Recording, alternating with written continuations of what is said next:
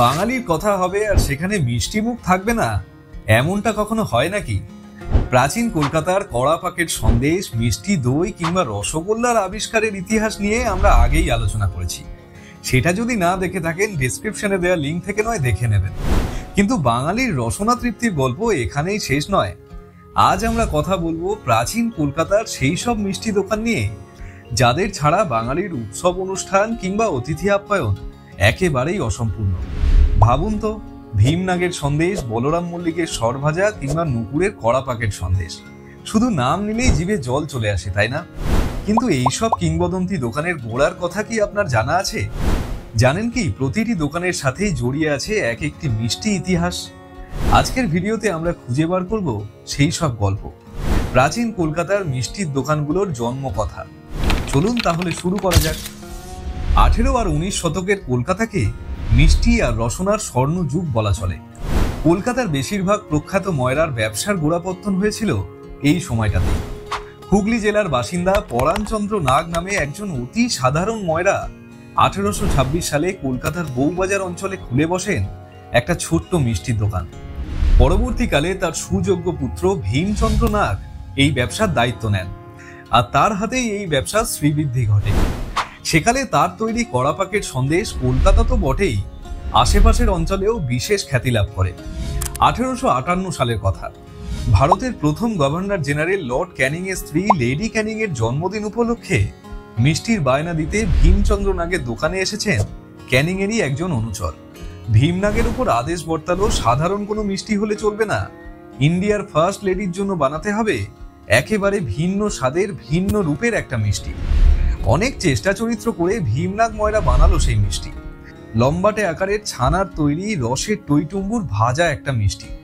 সেই মিষ্টির স্বাদে ক্যানিং পত্নী এতটাই বিভোর হলেন যে মিষ্টির নামটাই নিজের নামে রেখে দিলেন।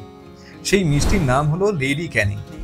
পরবর্তীকালে যদিও এই মিষ্টির নামের অপভ্রংশ হয়ে লেডি কিনি নামেই বিশেষ পরিচিতি পায়। রানী রাসমণি তার জানবাজারের বাড়ি থেকে দক্ষিণেশ্বর মন্দির যাওয়ার পথে অবশ্যই ঘুরে যেতেন ভীমনাগের মিষ্টির দোকান। 2 বাক্স সন্দেশ সেখান থেকে নিয়ে যাওয়া তার চাই। একটা বাক্স নিতেন মা ভবতারিণীর পুজোর জন্য, আর অপর বাক্সটা নিতেন শ্রী রামকৃষ্ণের জন্য।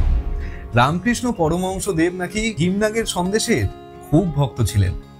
ভীমনাগের আরো এক বিখ্যাত মিষ্টির নাম হলো আশুভ। এই মিষ্টান্নের পিছনে রয়েছে সুন্দর একটা ইতিহাস।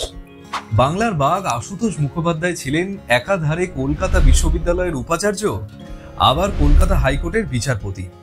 ভীমনাগের সন্দেশ ছাড়া তার একটা দিনও চলতো না। কলকাতা হাইকোর্ট থেকে বিশ্ববিদ্যালয়ে যাওয়ার পথে প্রতিদিনই ঘোড়ার গাড়ি থামিয়ে ভীমনাগের দোকান থেকে 1 বাক্স করে সন্দেশ নিয়ে যেতেন তিনি। আজও স্যার আশুতোষকে স্মরণে রেখে তার প্রিয় মিষ্টান্নটি আশুভোগ নামে বিক্রি হয় ভীমচন্দ্র নাগের দোকানে। এবার আসি বাঙালির একেবারে হৃদয়ের মিষ্টি রসগোল্লার ইতিহাসে। সাল 1868। মিষ্টি ব্যবসার স্বপ্ন নিয়ে কলকাতার বাগবাজারে ছোট্ট একটা দোকান খোলেন গরিব ময়রা নবীনচন্দ্র দাস। শুরুর দিকে তার দোকানটিতে লোকে মিষ্টি কিনতে কম, আড্ডা মারতে আসতো বেশি। তেমন একটা বিক্রি বাটা ছিল না নবীনচন্দ্রের দোকানে। দিনের শেষে স্বাভাবিকভাবেই তার দোকানে অনেক মিষ্টি বেশি হতো, আর সেগুলোকে তিনি দোকানে আড্ডা দেওয়া লোকেদের মধ্যে বিলিয়ে দিতেন।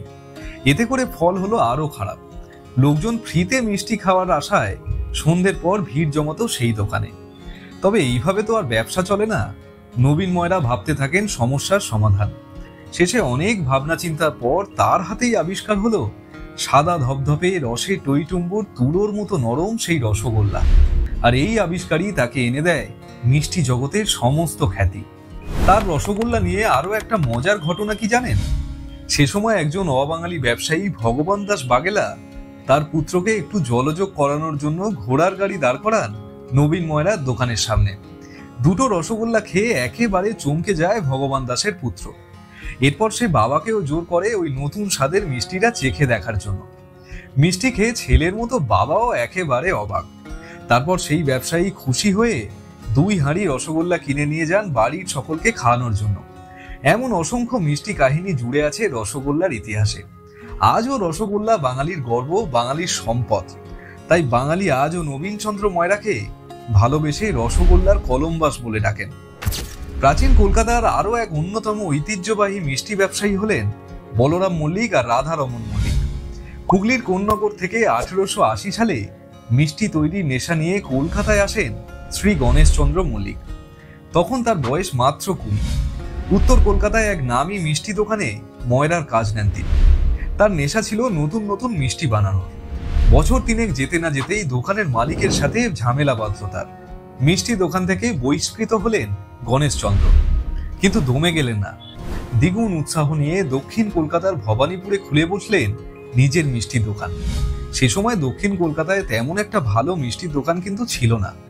গণেশ ময়রার কড়া পাকেট সন্দেশ আর নলেন গুড়ের সন্দেশের খ্যাতি অল্প সময়ে ছড়িয়ে পড়ে গোটা কলকাতায়।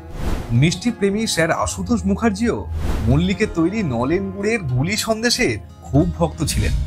গণেশচন্দ্র মল্লিকের একার নেশা আর পরিশ্রমের বীজ থেকে জন্ম নিয়েছিল যে স্বপ্ন, তা আজ কলকাতার অন্যতম ঐতিহ্য। পরবর্তীকালে তার ভাই বলরাম মল্লিক আর পুত্র রাধারমন মল্লিক এই ব্যবসাকে এগিয়ে নিয়ে যান। আর আজও তাদের দোকান শুধু মিষ্টির দোকান নয়, বরং কলকাতার সংস্কৃতি আর ঐতিহ্যের এক অমূল্য অংশ। উত্তর কলকাতার আরো এক প্রসিদ্ধ মিষ্টি দোকান হলো গিরিশচন্দ্র দে ও নকুরচন্দ্র নন্দী। 1844 সালে মহিশচন্দ্র দে প্রতিষ্ঠা করেন এই ব্যবসা। পরবর্তীকালে তার পুত্র গিরিশচন্দ্র দে ব্যবসার দায়িত্ব নেন এবং তার জামাতা প্রখ্যাত ময়রা নকুর নন্দীও যোগ দেন এই ব্যবসায়। ব্যবসার গোড়া থেকে এই দোকানের বিশেষত্ব হলো বিভিন্ন ধরনের সন্দেশ বানানো। এখানে আপনি কোনো রসের মিষ্টি কিংবা দই পাবেন না, পাবেন শুধু বিভিন্ন ধরনের সন্দেশ। উত্তর কলকাতার ঐতিহ্যবাহী এই দোকান আজও ভিন্ন স্বাদের নানান রকমের সন্দেশ দিয়ে রসনা প্রেমীর বাঙালিকে তৃপ্ত করে আসছে। বিভিন্ন সেলিব্রিটিদের মধ্যেও এই দোকানের খ্যাতির সীমা নেই। ঐশ্বর্য রায় আর অভিষেক বচ্চনের বিয়েতে সন্দেশ সাপ্লাই দিয়েছিল এই দোকানটি। কলকাতা নাইট রাইডার্স 2014 সালে IPL জিতলে সেলিব্রেশনে মিষ্টি গিয়েছিল এই দোকান থেকেই।